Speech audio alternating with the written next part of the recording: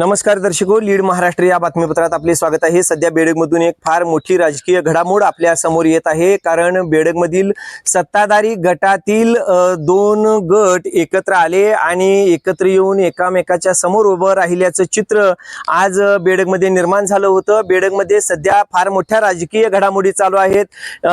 या पक्षातून त्या पक्षात, त्या पक्षातून या पक्षात असं सुद्धा स्वरूप आपणाला या आठवड्यात बघायला मिळालेलं आहे। मात्र सध्या बेडगमध्ये सत्ताधारी गटच एकामेकाच्या समोर उभे राहिल्यामुळे बेडगमध्ये एक नवीन राजकीय वादाला तोंड फुटले आहे। कारण बेडगमध्ये सध्या उपसरपंच या पदाची निवडणूक आहे आणि उपसरपंच या पदाच्या निवडणुकीवरून हा वाद झाल्याचं समजतं आणि या वादाचं पर्यवसन हे एकामेकाच्या समोर येण्यापर्यंत झालं आणि फार टोकाचे वाद झालेले आहेत, असंही आत्ताची बातमी आहे। आता सध्या बेडगमध्ये जे राजकीय वातावरण आहे त्याच्यामध्ये गेल्या वेळेचे जे उपसरपंच होते त्यांनी राजीनामा दिला होता मागच्याच महिन्यामध्ये आणि हा राजीनामा मंजूरही झाला होता। मात्र नवीन उपसरपंच निवडीच्या वरून हा वाद झाल्याचं समजतंय आणि ही फार मोठी घडामोड आहे बेडगसाठी। कारण बेडगमध्ये सध्या राजकीय वातावरण हे फार अस्थिर वातावरण आहे। इथं अनेक गट तट आहेत आणि अनेक गट तटांच्या मध्ये सुद्धा धुसमूस चालू आहे। मात्र सत्ताधारी पक्षातीलच हे दोन गट एकामेकाच्या समोर आल्यामुळं आणि तेही उपसरपंच पदाच्या निवडीवरून आल्यामुळं, एकामेकाला दिलेले शब्द न पाळले गेल्यामुळं हे गट एकामेकाच्या समोर आले आणि याचा पर्यवसन हे वादात झाल्याचंही समजतंय। फार मोठी घडामोड आहे ही आणि याच्या संदर्भात आपण विस्तृत सुद्धा व्हिडिओ बनवणारच आहोत। मात्र सध्याच्या परिस्थितीला बेडगमधील सत्ताधारी गट हे एकामेकाच्या समोर आल्याचं चित्र बेडगमध्ये झालेलं आहे आणि उपसरपंच पदाच्या निवडीवरून या गोष्टी झाल्याचं समजतंय।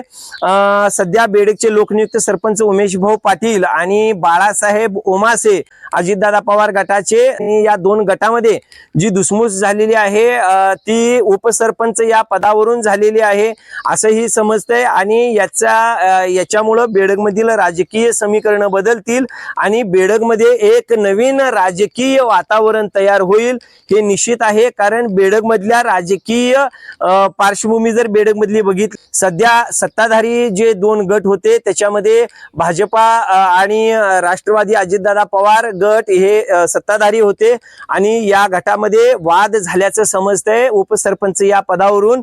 आणि उपसरपंच पद हे या गटाला पाहिजे, आमच्याच गटाला पाहिजे किंवा ते आम्ही देणार नाही, अशा काही भूमिका पुढे आल्या आणि त्याच्यातून वाद झाला आणि वादाचं स्वरूप थोडं वाढलेलं होतं। कारण एकामेकापासून फारकत घेतल्याचंही समजतंय। म्हणजे भविष्यात बेडगमधल्या राजकारणामध्ये भाजपा आणि अजितदादा पवार गट हे वेगवेगळे दिसतात काय हे पाहणं महत्वाचं आहे। कारण लोकनियुक्त सरपंच उमेश भाऊ पाटील आणि राष्ट्रवादी अजितदादा गटाचे बाळासाहेब ओमासे हे गट दोन सत्तेत होते आणि यांनी एकत्रित येऊन सत्ता स्थापन केली होती।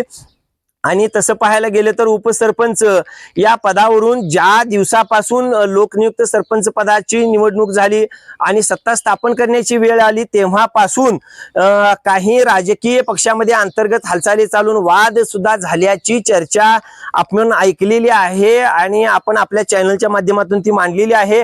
मात्र आता जी उपसरपंच पदाच्या निवडणुकीवरून जे घमासान झालं त्या घमासानाचं स्वरूप फार वाढलेलं होतं आणि या दोन्ही गटांनी एकमेकांच्या विरोधात म्हणजे उभा राहिले, एकामेकाच्या विरोधात काही शब्द वापरले, मात्र दिलेले शब्द पाळले नाहीत असं एक म्हणणं आहे राष्ट्रवादी अजितदादा पवार गटाचं।